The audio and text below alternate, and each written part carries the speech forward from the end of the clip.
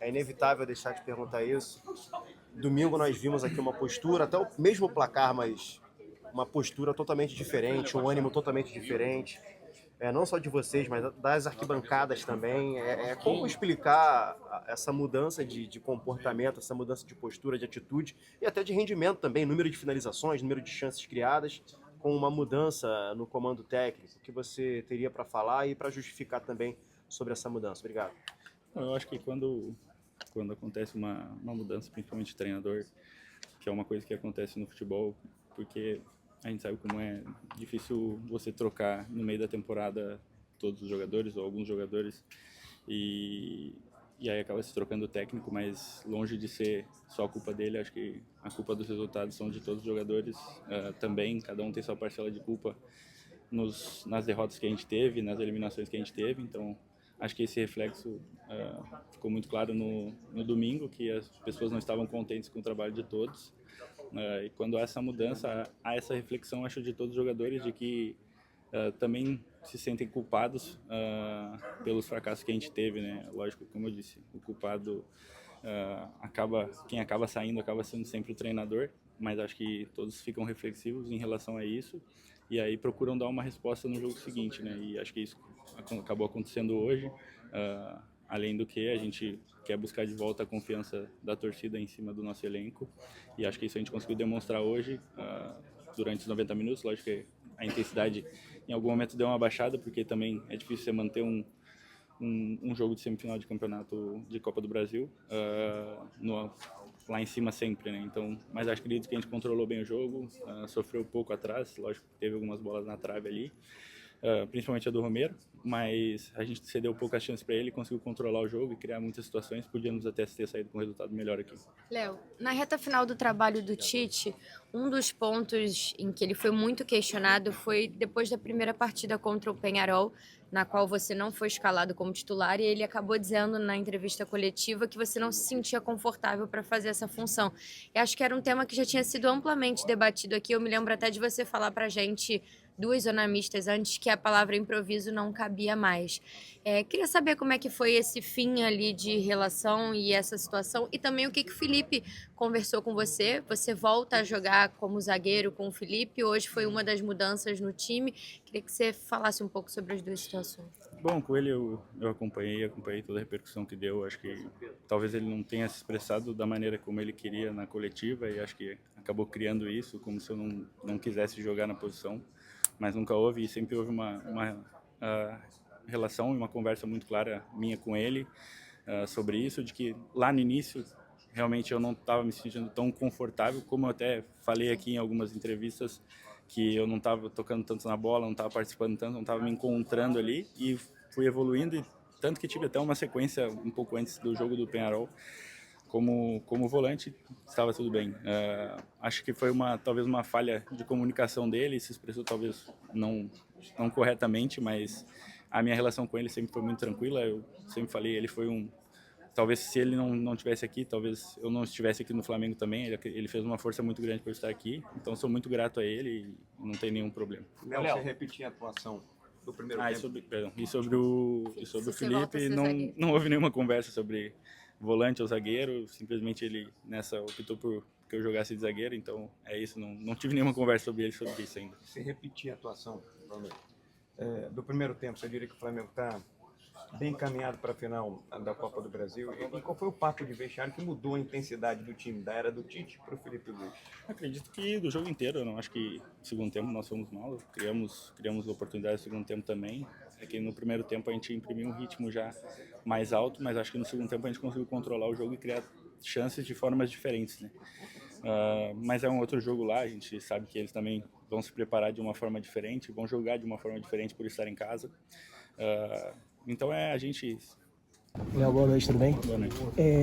Hoje a gente conseguiu ver um Flamengo mais intenso, mais ativo, chegando mais na meta da adversária. E com menos de uma semana o Felipe Luiz parece que conseguiu arrumar a casa, né? Com uma proposta diferente de jogo do que do Tite. Queria saber de vocês, dentro do campo, como é que vocês sentiram essa mudança de proposta de jogo, né? E como é que é ter o Felipe Luiz como técnico também? Não, são ideias diferentes, acho que são treinadores diferentes, ideias diferentes.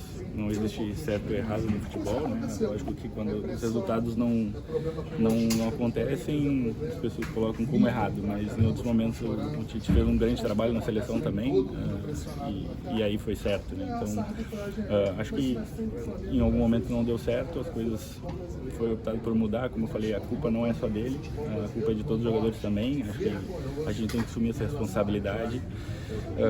Não pode colocar só nele, acho que todo mundo fez parte dessas derrotas, dessas eliminações, então tem que se dividir essa culpa, mas agora é um novo trabalho com ideias diferentes, como eu disse, não existe certo ou errado, pouco tempo de trabalho ainda para absorver as ideias, acho que foi foram 2 treinos, mas metade do grupo só treinou na terça-feira, porque tinha jogado no domingo, né?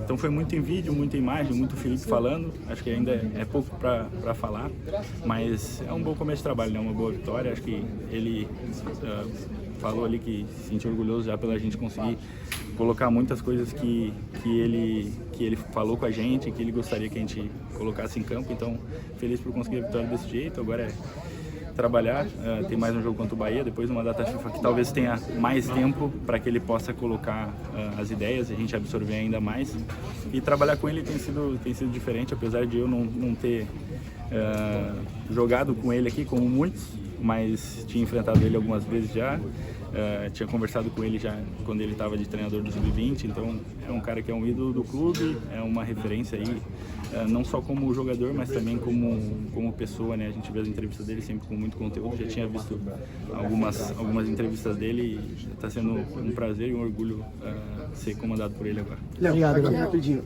Primeiro de tudo, parabéns pela vitória. Eu acho que o Flamengo, mesmo como você falou aqui, 2 dias, né, de treinamento, mas a gente viu um Flamengo muito bem marcando e também muito bem estruturado. A gente viu tanto você, né, a dupla dos Léos, né, ali na zaga, conversando bastante durante o jogo, e até mesmo os laterais também fazendo essa transição, indo e voltando. Alexandre, que foi um dos que mais correu no jogo. Queria saber de você se o Felipe passou alguma coisa específica para vocês como zagueiros, ou para vocês como elenco. Eu sei que você falou do vídeo, mas para vocês de uma forma geral nesses 2 dias, o que foi mais passado para vocês? Alguma palavra de incentivo, ou só que vocês deveriam mesmo jogar entre si e alegres, né?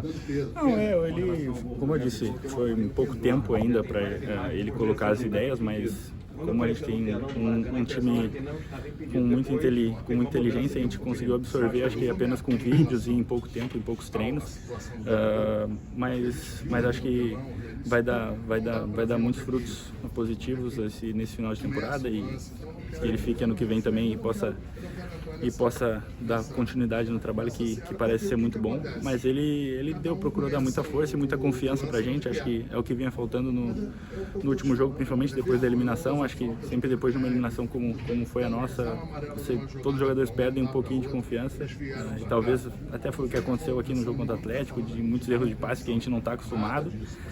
E acho que ele deu muita confiança para que a gente jogasse, que são muitos jogadores de qualidade, para que a gente saísse desde baixo, para que a gente marcasse pressão, em alguns momentos corresse risco, porque time de qualidade, time que quer ser campeão, vai ter que correr risco, vai ter que às vezes ficar no mano a mano atrás, então isso que ele procurou dar força para que a gente tinha condição de fazer, e aí conseguimos fazer e fazer muito bem dentro de campo.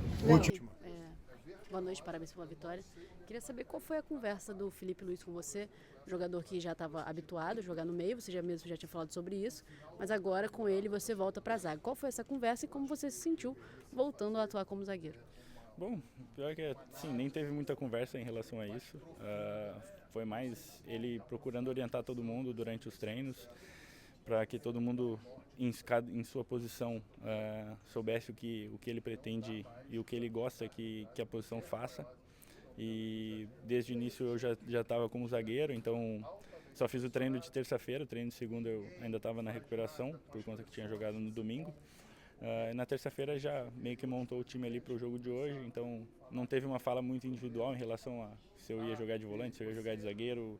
Foi mais para todos os zagueiros como ele quer e como ele gosta que jogue a posição e que se encaixe dentro do time. Então foi basicamente isso. Valeu, galera. Obrigado. Também, essa vitória que o Flamengo teve, né? Bom, acabou o litígio com a Caixa. O Flamengo vai poder tomar posse do terreno. E depois começa todo o processo de construção E, se Deus quiser, 2029, o Flamengo vai estar com o estádio, com outro estádio. Foi importante a rapidez desse processo, que muitos não acreditavam, muita conversa fiada. Porque tem muita gente que está falando desse assunto e não conhece sobre o assunto. Está empolgado, muita gente que fica atrelando, querendo demonstrar uma importância maior no processo e não tem absolutamente importância nenhuma. Enfim, tem um pouco de tudo, mas o mais importante é que todo mundo está empolgado. Isso que é importante, é o Flamengo ter um estádio que vai ser muito... Acho que vai botar o Flamengo... tenho certeza que vai botar o Flamengo em outro patamar. E quanto à construção, o processo de construção, você tem a votação dentro da Câmara do potencial construtivo.